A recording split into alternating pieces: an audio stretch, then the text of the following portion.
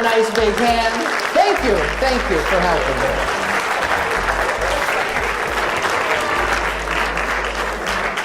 May our dreamers keep dreaming. There's still time for you. You can be a dolphin trainer. I like that one. As children, we're often told what we can't do. They say, you can't do this, you can't do that, sit down, shut up. And I know. And yet, with magic, even the impossible is possible. Which is why, from a young age, I knew that I wanted to be a magician. Now, I encouraged these four to reflect on their dreams in a very silly way, so that they could understand the next step in the process of engaging your magic, which is to find your purpose. Now, to understand this step, it's important to understand a common mistake that many people make with this step, which is when we confuse who we are with what we do. When we confuse who we are with what we do. The author Neil Donald Walsh reminds us that we are human beings, not human doings. Now, this suggests that perhaps we have two purposes. We have an inner purpose, which concerns being, and we have an outer purpose, which concerns doing.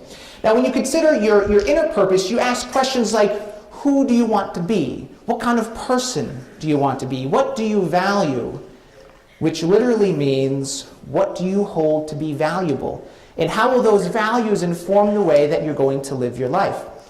As a quick example of how examining your values can inform the way you should live, I really value my car. I do. It's a nice car. It gets me to where I need to go. I put over 30,000 miles on my car every year. I'm not saying that for applause. I'm saying I need my car. If I didn't have it, I wouldn't be able to get to any of my magic shows. So because I value my car, I'm not going to do anything to risk losing it, which means I have to pay the car payment on time. I have to pay the car insurance, which means I have to be gainfully employed. Those are all sorts of things that I have to make sure I have in a row just to maintain that one value. But then I also have to be careful when I drive. I have to not drive fast. I can't text and drive. And I certainly can't drink and drive. Because doing any of these things would exponentially increase the chances of losing that which I value, and therefore go against my core value of who I am at a very inner being.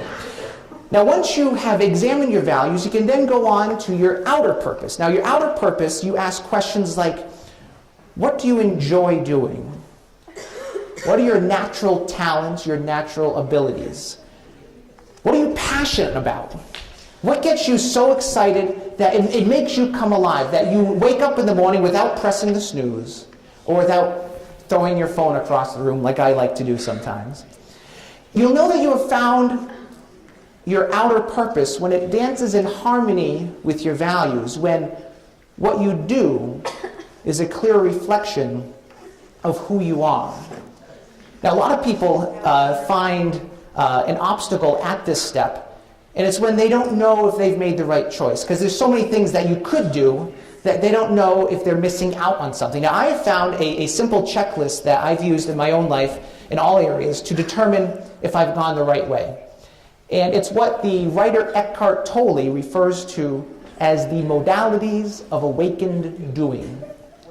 Modalities of awakened doing. And simply it says that in all things that you do, you have to do it with enthusiasm, enjoyment, or acceptance.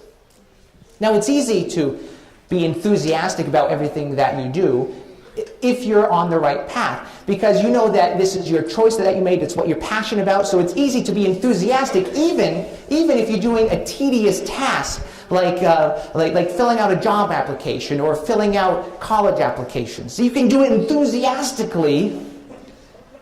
Well, maybe you can't do those things enthusiastically. But you can enjoy the process.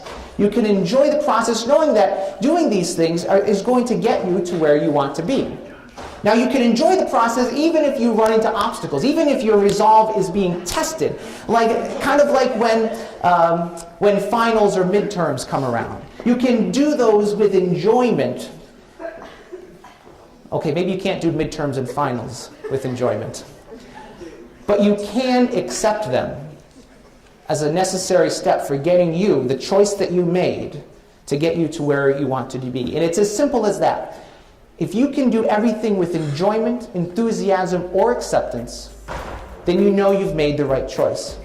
In a similar way, if for too many days or weeks or months in a row, you can't even accept what you're doing, then that's a sign that maybe you've been lying to yourself. Or maybe you've accepted someone else's version of your dream. Or maybe you just don't know what it is you want to do. Or maybe you're just afraid to do what you really want to do. Whatever the case may be, if you can't have enthusiasm, enjoyment, and acceptance, then it's a sign that it's time to find another way. Life is what you make of it. Make it amazing.